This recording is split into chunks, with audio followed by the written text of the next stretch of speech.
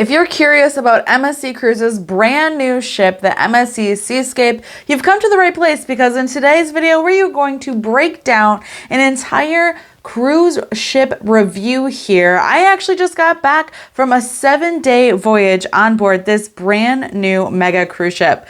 The MSC Seascape is an incredible, beautiful, brand new ship. We're going to break down a lot of different categories from our stateroom, the food on board, the entertainment, and what you need to know before you step on board.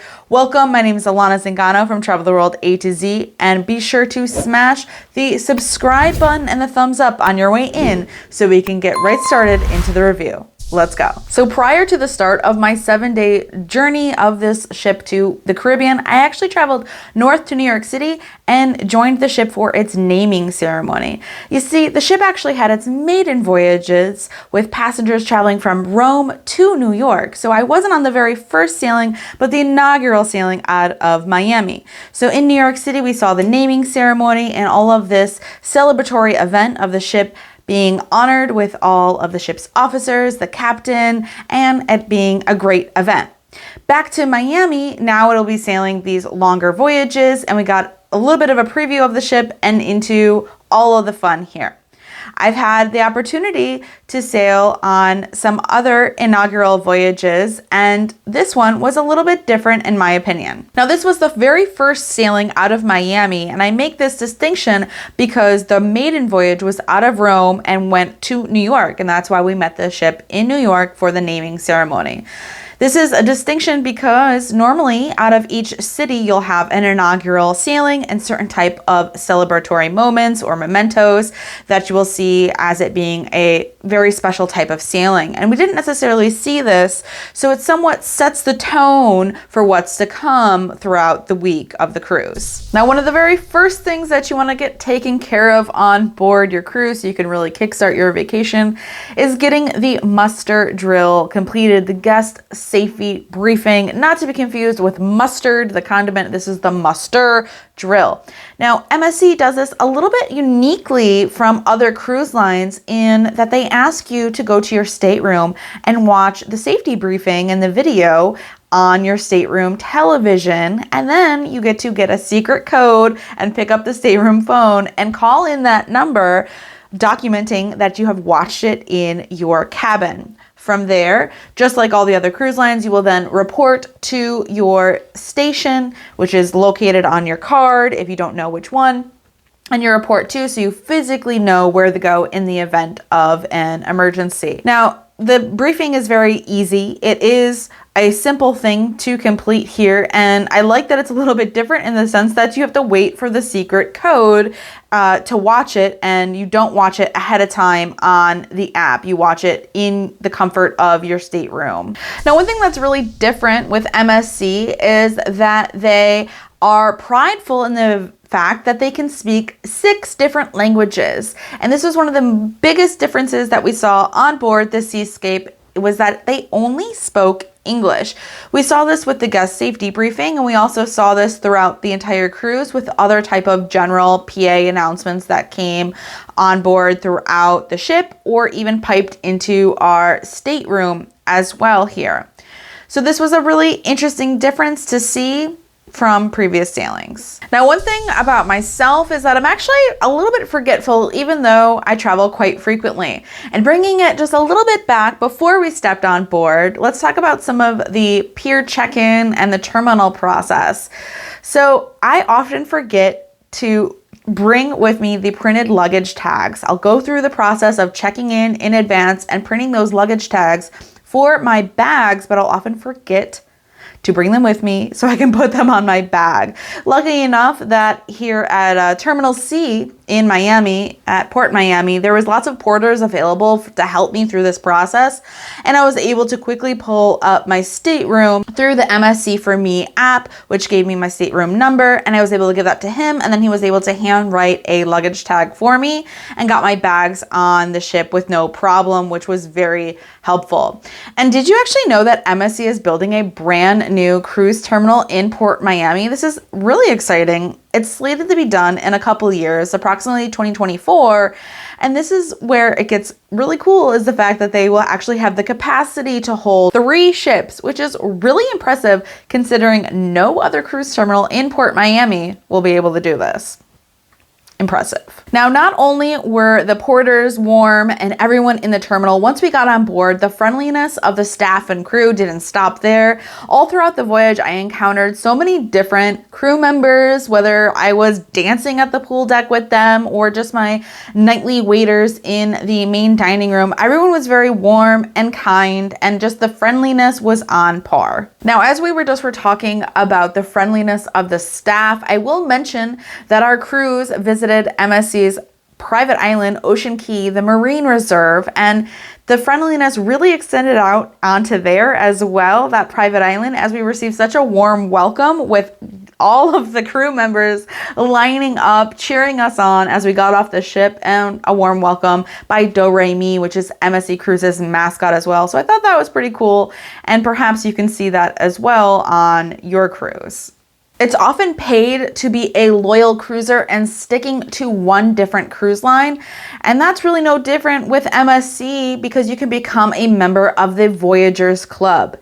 This is the rewards program for MSC Cruises. And if you do become a Voyagers member, you can do so prior to your cruise, signing up, getting yourself a number, and then earning points for each night of your cruise stay. Now, something that's really unique and I encourage you to take advantage of with MSC Cruises is actually their matching program. So considering I like to cruise a lot of different cruise lines, I have a lot of different status levels with different ones.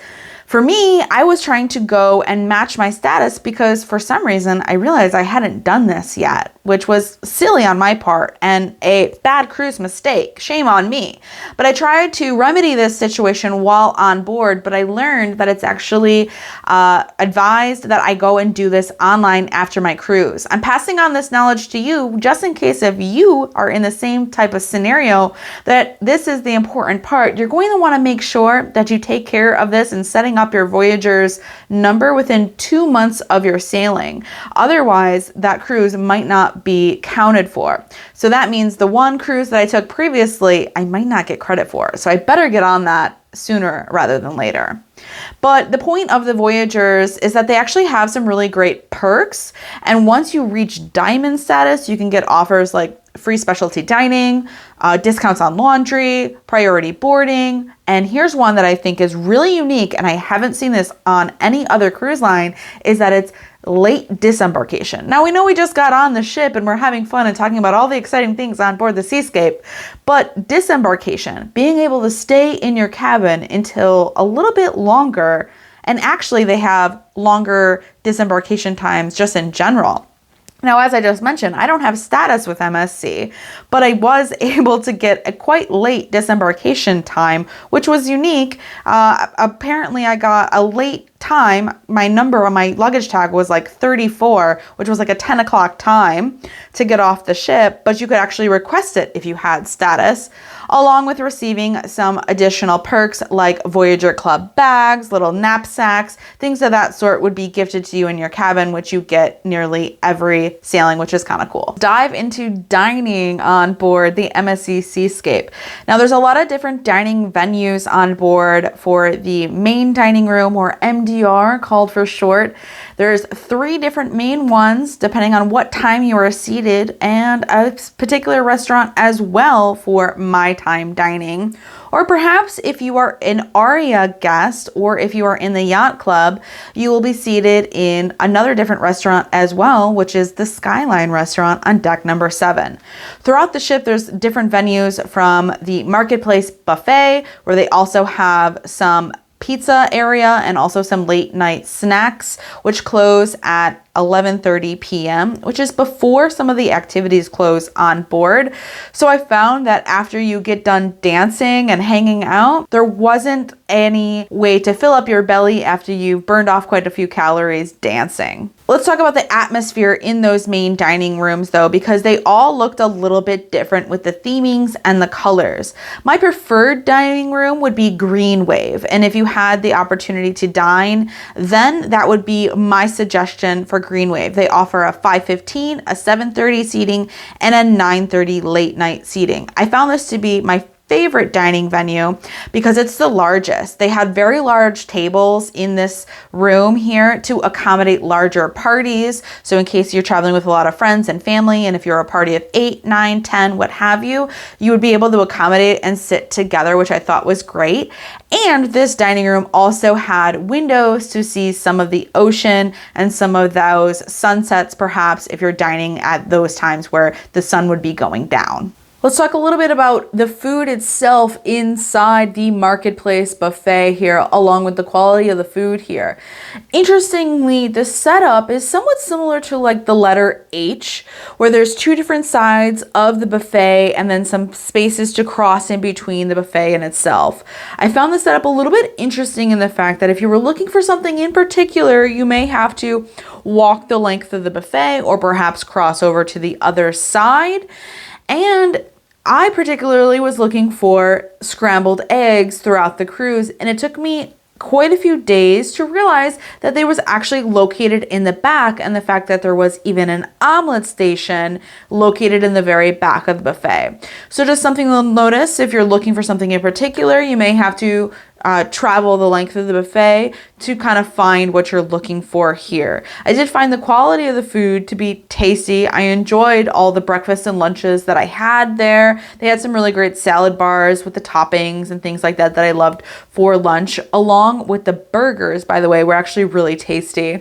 And Valencia loved the kids buffet, as they have some lower section areas of the buffet for the youngest kiddos. And if you have your kiddos in the kids club on board, or the mini clubs on board, they actually can dine with the kids clubs and they will take them to the buffet, but more on the kids club in a little bit. If you were looking to grab a bite to eat outside of the main dining room or without the marketplace buffet, your options are somewhat limited. So you may want to pay close attention to your app, your MSC For Me app, or the daily planners to see what the availability is for all of the dining times and options, and pay a little bit close attention to the times, as in the evening I did see that the times actually closed a little bit earlier than I anticipated, as MSC is big on the nightlife and the nightly entertainment. I was surprised to see that the buffet station and the pizza itself on the buffet closed at 11:30 p.m.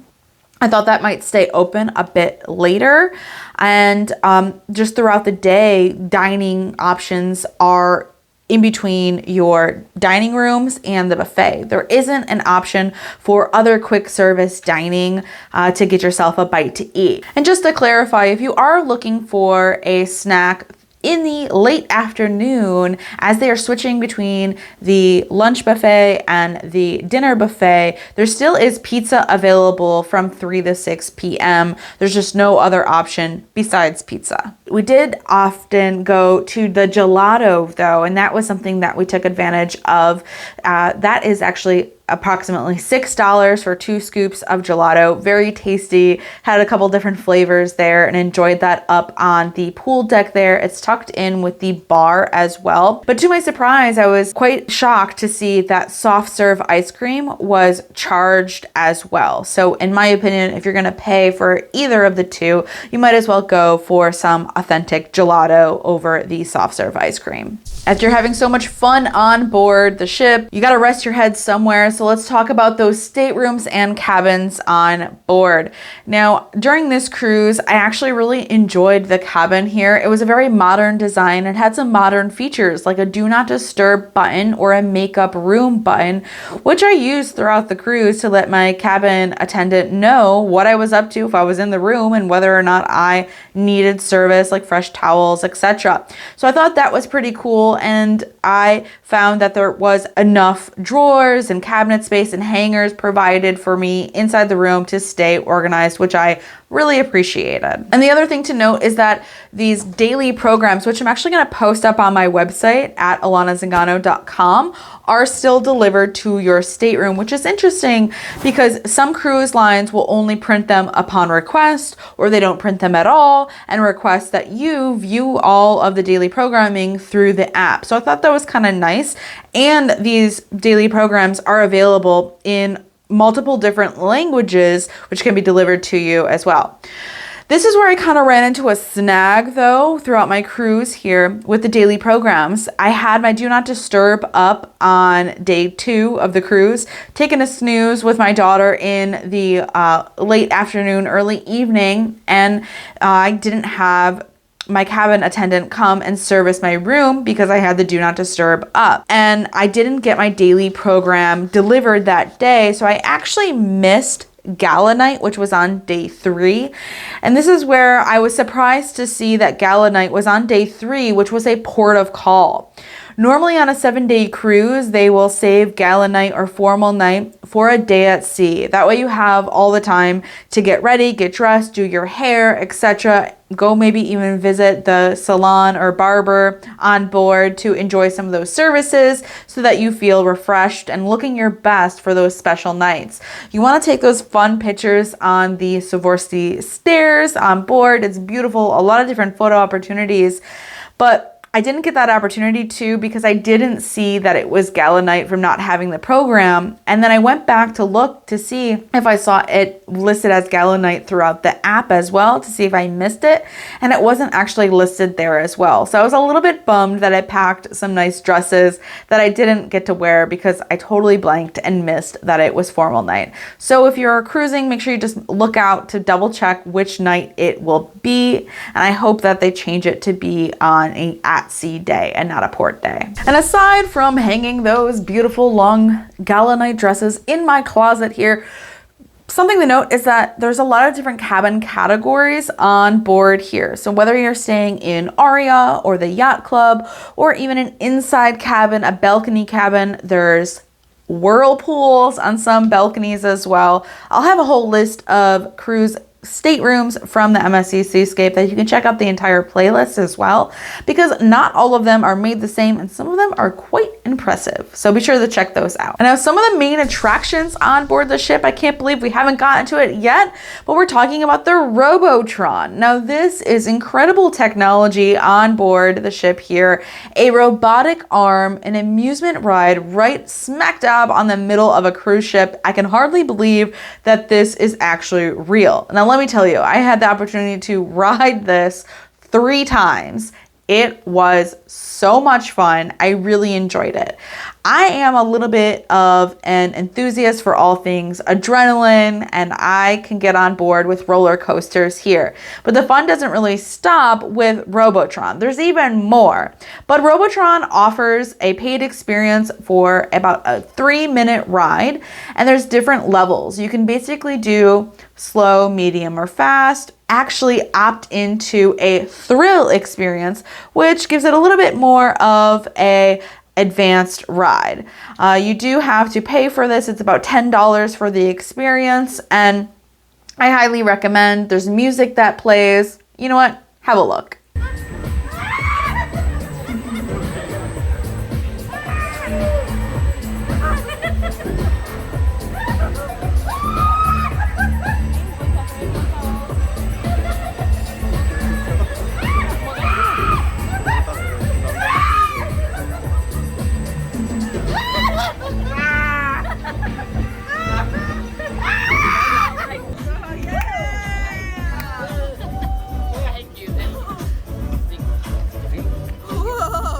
Now, if you want to watch the entire experience, I do have a full video up on that as well. And if you want to know the height requirements, the weight requirements, all the other details, be sure to check that out. Other type of main activities on board, specifically for MSC Cruises, is the F1 racing. This is super cool. They actually offer an entire suite of arcade games and fun VR activities. I had the opportunity to participate in a few different things inside here, and wow, a lot of fun. Another one worth mentioning besides the F1 racing, which of course is their signature fun on board, but is the 3D. Now, I'm not one who particularly loves virtual reality, but I tried the 3D, and there's 2 different experiences for this theater here, and it is like shooting zombies and good fun here. But if you don't like virtual reality, I would opt out of that one as well, just because it may make you a little queasy. There's so much more from the virtual reality and the amusement rides, but also the Pirates Cove. This is the water park on board. Now, looking at the ship, you can see that there's 2 water slide outlets on each side of the ship and a big water park right in the middle, and that's called Pirates Cove. So there's lots of splash buckets and water gun spouts that you can shoot and have a lot of fun in, and even a small little like wading pool area in the middle. This is the most appropriate, in my opinion, for some of the little older tots. For the youngest toddlers, it really isn't the best for them. There is a section that is available for the youngest cruisers on board here for more just the splashing in the water, but it is more geared towards some of the older cruisers for your preteens that will really, really love this experience. The overall appearance of the ship was very clean, very sparkling. One in particular was the atrium, of course, with the Swarovski crystal stairs. Man, do those really glitter, but also the atrium with it being multi-levels. It's really impressive and a lot of fun. This is where a lot of the entertainment happens on board, from different activities throughout the cruise, daytime to evening activities as well. You'll see many members of the activities staff, even the cruise director, come on board and host the parties right here in the heart of the ship. One thing to note though as well though is that our cruise director won't be your cruise director on board.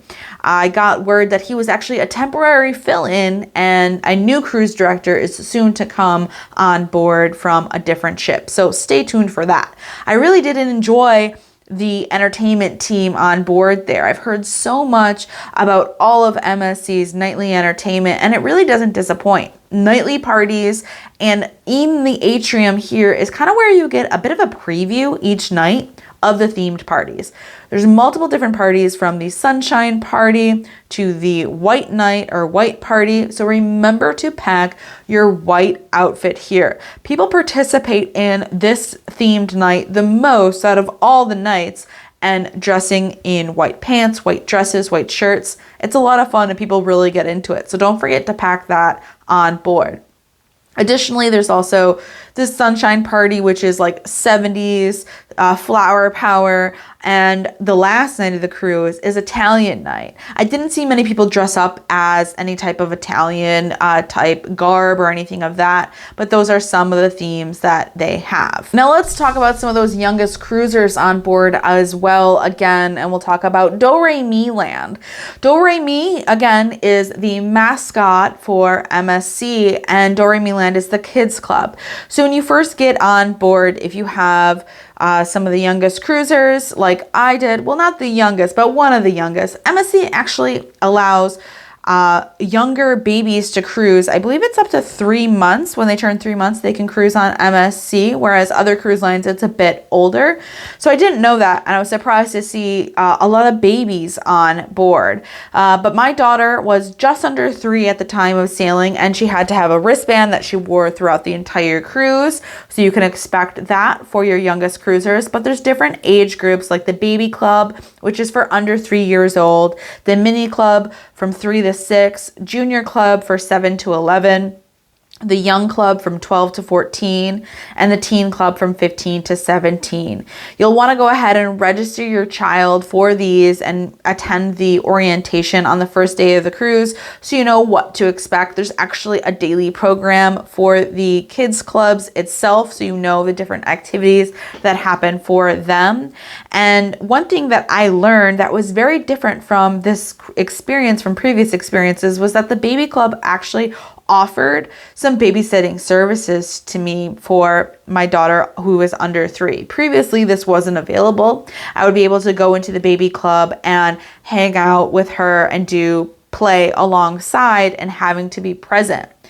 Now, this was where it was different, where I was able to drop her off for 1 hour, and this was a free experience. Other cruise lines will have similar type of programs, but it would be paid. Now, I really enjoyed that it was a free experience, although I would love to see it being longer, so that way you could enjoy perhaps a specialty dining experience. But an hour, you can go hang out by the pool deck, enjoy a little bit of rest and relaxation for a few minutes away from the kiddos to give yourself a break. So I thought that was a cool improvement for the baby club that we saw on board. Or perhaps you'll want to drop off your kiddos at the kids club so you can go see some of the nightly entertainment and production shows. To my surprise, there was a lot of nightly entertainment with the production shows in the theater on board here. Nearly every single night they had a production show, and a lot of the different shows had different themes. And they had a lot of familiar songs that we heard, songs that you've heard of before, and different aerialists and acrobats doing tricks and sing-song and dancing. Some of the shows had some of the exact same stage props, but different songs and different costumes, so different themes in that regard. I think I would have preferred a 2 or 3 production shows instead of 6, and have those be a little bit more elaborate in that kind of sense. But I really did enjoy that they offered 3 different seatings of the show every single night. So it made it easy, depending on what time you were dining, you could make sure that you could prioritize a show if that was something that you were interested in seeing. Now, so many of us cruisers will spend a lot of different times, not at the shows, but at the casinos in the evening here. I have to say, first impressions of the casino was, wow, it felt like I had stepped into Las Vegas. Perhaps I was in a wing of the Bellagio or another fancy hotel in Las Vegas. Just the decor and the feeling of when we walked in was really impressive. I thought this was stand out from other cruise ship casinos on board. They had all of the slot machines along with the table games as well. And I will have to say that this was an area that you could walk through to get from one area to the ship as well. And for those of us who don't gamble, but are just trying to move around from one area of the ship to the other, I will happily note that it didn't have a smoky odor smell. So that's something that a lot of people are concerned about with the casinos, is that it smells with the smoking sections, and I'm happy to report that it didn't. And one in particular activity that I always like to participate in is shopping. They have a lot of different shops on board, from the duty free to the MSC shop, where you can get some of the MSC specific merchandise, your ship models from your MSC Do-Re-Mi stuffed plushies like I have up there, different sizes. But one that I thought was really cool was the MSC Foundation shop. This one was where 100% of the profits go to the MSC Foundation. And this is where they have a really amazing program to help build coral reefs in Ocean Key, the private island, and really help the environment. So I did spend a bit of money in that, because it, of course, it went to a good cause, and they had some nice stuff, bracelets, jewelry, a lot of different things that was really cool at nice price points as well. And the last thing that we're going to discuss on board is the internet here. So the internet was in particularly a little bit different from my previous experience, because I couldn't remember for the life of me if I experienced it like this on my other ship. Let me explain. The internet on MSC is set up by devices.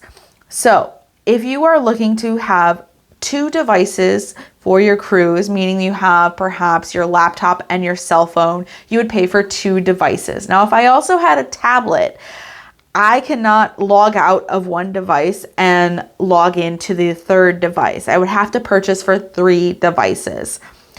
I guess on my previous MSC cruise, I didn't really run into this problem because it was a shorter cruise and I had 2 devices and I didn't realize this. So I was surprised to learn that this was the scenario on the Seascape. My biggest suggestion would be to revamp the structure for this, because on other cruise lines, it is set up differently to where you can log out of one device and log in into another. With the digital age, I have my laptop, I have my phones, I have different things that I want to be able to log in and log out, and it gets a bit cumbersome to have 3 or 4 devices throughout. It's nice to be able to do it, to log in and log out. So just something to note in case you haven't experienced that prior. Additionally, MSC also offers photo packages, drink packages, specialty dining packages, along with all of the other offerings that we talked about here. I really enjoyed my cruise throughout the different aspects and sharing these aspects here with you, from the entertainment and the activities, especially Robotron. A lot of fun throughout here on this brand new cruise ship with MSC Cruises. If you have a cruise booked on the Seascape, let me know what your biggest concern is, what your questions are, what you're looking forward to. I'm happy to continue the conversation in the comments section. And if you're looking forward to seeing even more videos, be sure to check out this playlist right here so you can check out all from the MSC Seascape. Thanks so much for watching, and until next time, ciao for now.